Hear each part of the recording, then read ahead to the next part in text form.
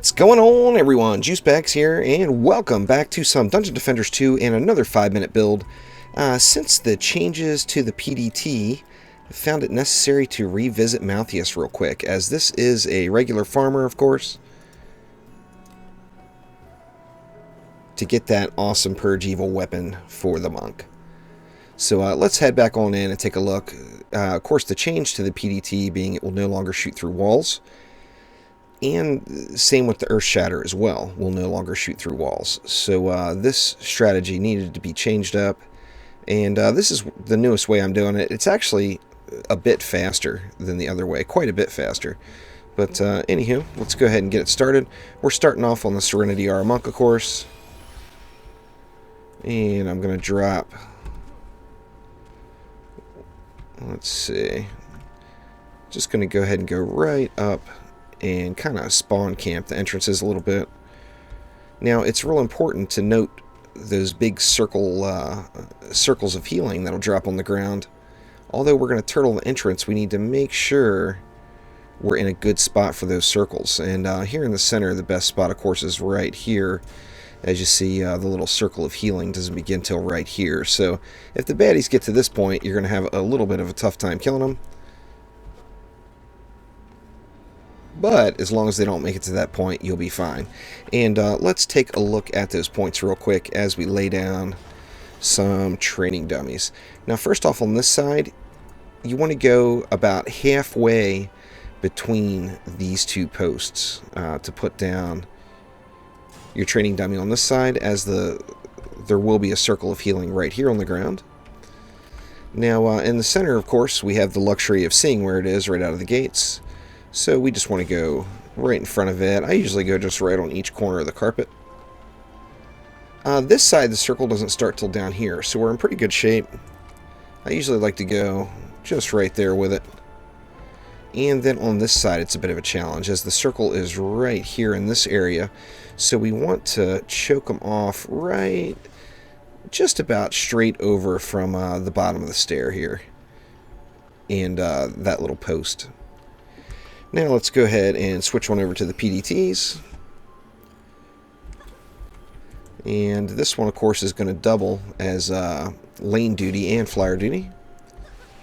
We're going to stick another one right here. Now, it's important when you're placing the PDTs to get them somewhere where they're still going to be able to hit their target if anything is bunched up on your training dummy here. And as you see, we got right up to it. Not all the way there, but you figure the bads are going to be out here swinging at it anyway. So that covers it and the lane there. Same thing over here. We're going to go with 2 PDTs on this side just to stretch it down the sides a little bit more. And they no longer shoot through the ground, of course, so we need to go up high with them now. So we're going to put them up on that beam, and we're going to head over to this way, making sure we're covering both of these target dummies, plus we're shooting down into this lane here. Rinse and repeat right over here. Same exact thing there. And then down on this far side, I have been throwing one right back on the very corner. Now you want to make sure you get it out on the corner, as it's not going to shoot through the wall for any of the mobs that go outside.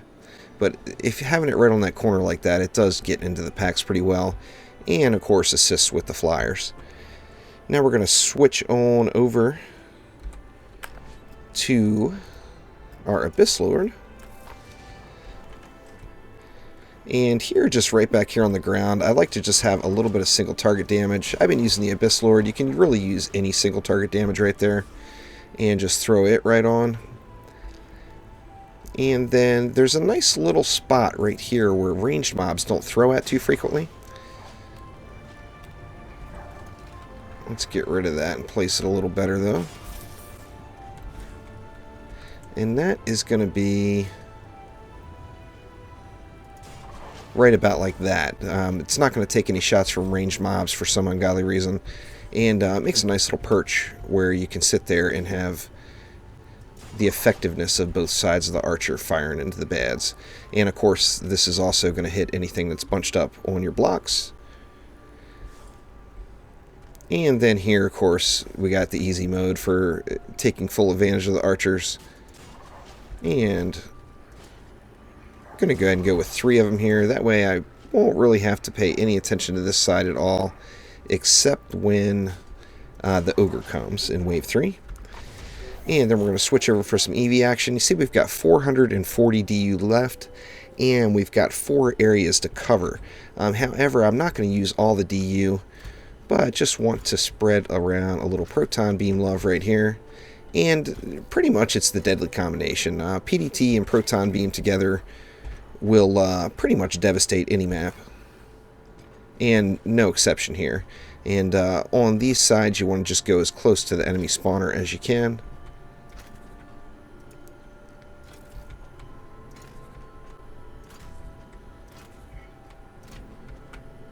Yeah, let's do something like that. Now we're down to 170 left. I guess we are going to use all the DU. So I'm going to go ahead and put an 80 DU proton right here.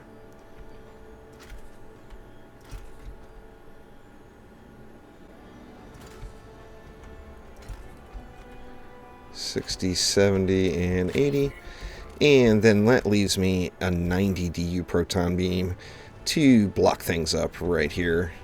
I like to put it right on top of those dummies there, and anything that gets close to it, including all the little skellies that spawn out of Malthius there, they all get wrecked up pretty well.